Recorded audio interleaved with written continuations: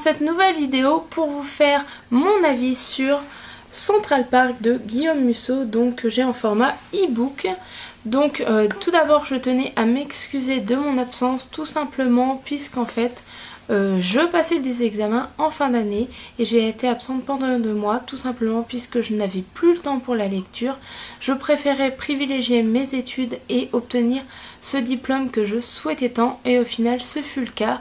Donc je suis extrêmement contente et je peux enfin me remettre à la lecture puisque j'ai travaillé aussi pendant les vacances et enfin j'ai le temps pour moi et pour la lecture, chose qui me manquait énormément.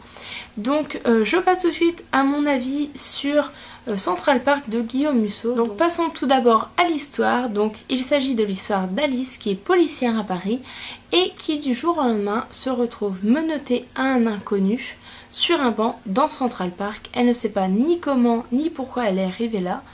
Elle va donc réveiller cet inconnu qui va penser qu'elle lui a volé toutes ses affaires et qu'elle s'est menottée à elle de son plein gré alors que ce n'est pas le cas.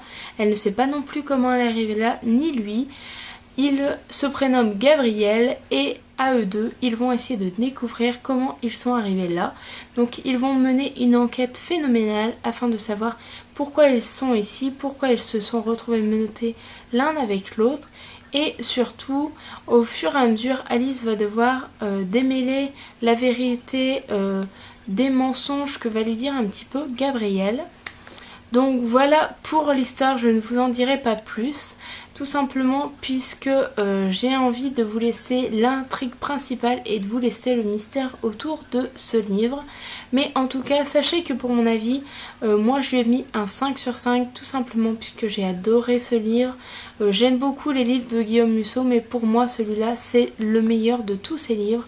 Tout simplement puisque j'ai eu un début d'histoire, on m'a emmené dans toute une intrigue, j'étais persuadée de connaître la fin, de savoir pourquoi il était arrivé cette chose-là.